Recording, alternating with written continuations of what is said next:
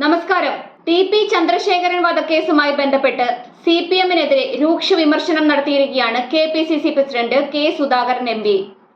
ജനാധിപത്യത്തിൽ വിശ്വസിക്കാത്ത ഫാസിസ്റ്റ് പാർട്ടിയാണ് CPM എന്നും മുഖ്യമന്ത്രിയും പാർട്ടിയും നൽകുന്ന സംരക്ഷണമാണ് കൊലയാളികളുടെ പിൻബലമെന്നും കെ. സുധാകരൻ എം.പി. ആരോപിച്ചു. പാർട്ടിക്കെതിരെ ശബ്ദിച്ചതിന് ടി.പി. ചന്ദ്രശേഖരനെ നിഷ്ഠൂരമായി കൊലപ്പെടുത്തിയ രീതിയിൽ ഇനിയും ആരെങ്കിലും CPM കൊല്ലാൻ നോക്കിയാൽ അവർക്ക് കോൺഗ്രസ് സംരക്ഷണം നൽകുമെന്നാണ് അദ്ദേഹം പറയുന്നത്. മുഖ്യമന്ത്രിയും പാർട്ടിയും നൽകുന്ന സംരക്ഷണമാണ് കൊലയാളികളുടെ പിൻബലം.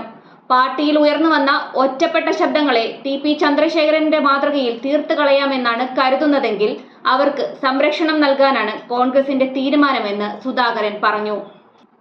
യൂത്ത് കോൺഗ്രസ് പ്രവർത്തകൻ ഷുഹൈബിനെ കൊന്ന കേസിലെ പ്രതി ആകാശ് തില്ലങ്കരി വീണ്ടും വധഭീഷണി മുഴക്കി രംഗത്ത് വന്നത് CPM സമുന്നത നേതാക്കളുടെ അറിവോടെയാണ്. ടി.പി. ചന്ദ്രശേഖരനെ കൊല്ലുന്നതിന് മുൻപും സമാനമായ ഭീഷണികൾ ഉയർന്നിരുന്നു. അന്ന് കുലംകുത്തിയെന്ന് വിളിച്ച് ഭീഷണി മുഴക്കിയ ആളാണ് കേരളത്തിന്റെ മുഖ്യമന്ത്രിയായത്.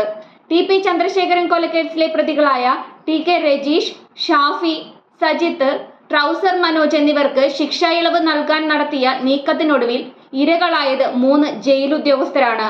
എന്നാൽ ഹൈക്കോടതി ഉത്തരവിനെ വെല്ലുവിളിച്ച് ഇത്തരമൊരു നീക്കം നടത്താൻ ഉദ്യോഗസ്ഥർക്ക് കഴിയില്ല.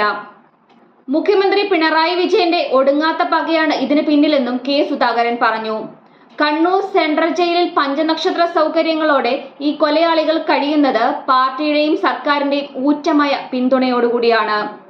ജയിലിൽ ഉദ്യോഗസ്ഥർ ഇവരുടെ പാദസേവകരാണ്. ജയിൽ സൂപ്രണ്ടിനെ മർദ്ദിച്ച സംഭവം വരെ ഇവിടെ ഉണ്ടായിട്ടുണ്ട്. ജയിലിൽ കിടന്നുകൊണ്ട് ഇവർ പലിശയ്ക്ക് പണം നൽകുന്നുണ്ട്. മൊബൈൽ ഫോണും മൊബൈലിൽ സംസാരിക്കാനുള്ള അവകാശവും ഇവർക്കുണ്ട്. പുറം ഗുണ്ടാപ്പണികൾ ഇവർ ഏർപ്പാടാക്കുന്നുണ്ട്. കോഴിക്കോട് രാമനാട്ടുകരയിൽ 5 പേരുടെ മരണത്തിനിടയാക്കിയ സ്വർണം പൊട്ടിക്കൽ സംഭവത്തിന് പിന്നിലും ജയിലിൽ കഴിയുന്ന പാർട്ടി ബന്ധമുള്ള കൊലയാളികളാണ്. ഇവർക്ക് യഥേഷ്ടമാണ് പരോൾ ലഭിക്കുന്നത്. പാർട്ടി ഏൽപ്പിച്ച കൊട്ടേഷൻ പണികളും കൊലകളും ഉത്തരവാദിത്വത്തോടുകൂടി നിർവഹിച്ച ഇവരെ സുഖിപ്പിച്ച് കൂടെ നിർത്തുക എന്നതാണ് CPM ലൈൻ. ഇവർ വായ തുറന്നാൽ CPM-ന്റെ ഉന്നത നേതാക്കൾ ജയിലിലാകും.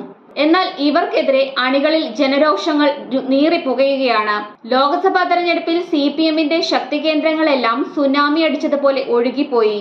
സ്വയം വരുത്തിവെച്ച വിനകളിൽ പാർട്ടി എന്ന നിലയിലും പ്രത്യയശാസ്ത്രം എന്ന നിലയിലും ബംഗാളിലും ത്രിപുരയിലും സംഭവിച്ചത് കേരളത്തിലും ആവർത്തിക്കുകയാണ്. ഇനി പാർട്ടിയെ നോക്കി ആരും തിളയ്ക്കാതിരിക്കുന്നതാണ് നല്ലത്.